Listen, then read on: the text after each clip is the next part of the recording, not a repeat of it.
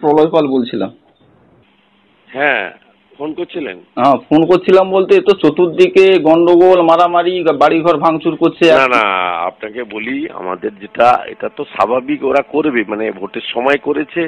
আমার সার্টিফিকেট দিতে গেছি কালকে, গাড়ি ফাড়ি ভেঙে মাথা তো শেষ করে দিত আমার একদম। বিষয়টা হচ্ছে আমাদের ওই নেতাগুলা তো ফোন সব সুইচ অফ করে দিচ্ছে। না না না, তারা তো ঘুরে ফিরেছে না কাউন্টিং থেকে, তাদের তো পুলিশ দিয়ে বের করতে হয়েছে। যার জন্য একটু আগে ফিরেছে, 9টার সময় ফিরেছে। হ্যাঁ হ্যাঁ হ্যাঁ, ঠিক আছে, এবারে থাকুন, মোটামুটি দেখছি। ফোর্থ হয়েছে, আপনাকে বলছি না, পুলিশ সকালে মুভ করেনি, আমি হাত লাগানোর পরে, আমি আপনাদের কারো ফোন না ধরে এসপি ডিআইজি সব নড়িয়ে এই 11টার পর থেকে পুলিশ মুভমেন্ট করছে, খবর নেন।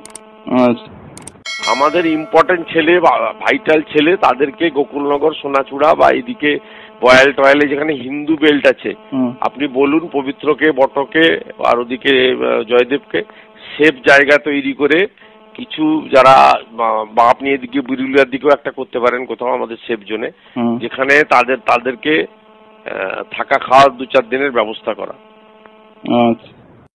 আর যেখানে মিশ্র এলাকা, শক্তি কম, সেখানে হট করে নেতৃত্ব চলে যাওয়ার দরকার নেই।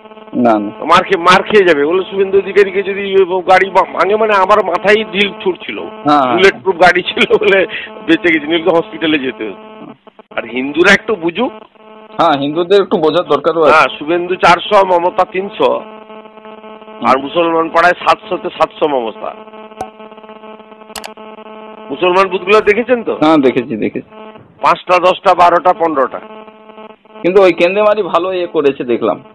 যেগুলা হিন্দুগুলা ছিল, এক কোটটা ছিল কেন্দ্রেমারি। হ্যাঁ, কেন্দ্রেমারির হিন্দুগুলা মোটামুটি ভোট দিয়েছে সব আমাদের, দেখলাম যেটা দিল। কেন্দ্রেমারি তো 5000 লিড হয়েছে। টানা নিয়েছে, কি করা যাবে। আর আমাদের জঙ্গি কর্মী যারা, তারা এখন তো কিছু নেই, 15 দিন 1 মাস থাকুক না, আমি থাকা খাওয়ার সব ব্যবস্থা করবো। আচ্ছা, ঠিক আছে।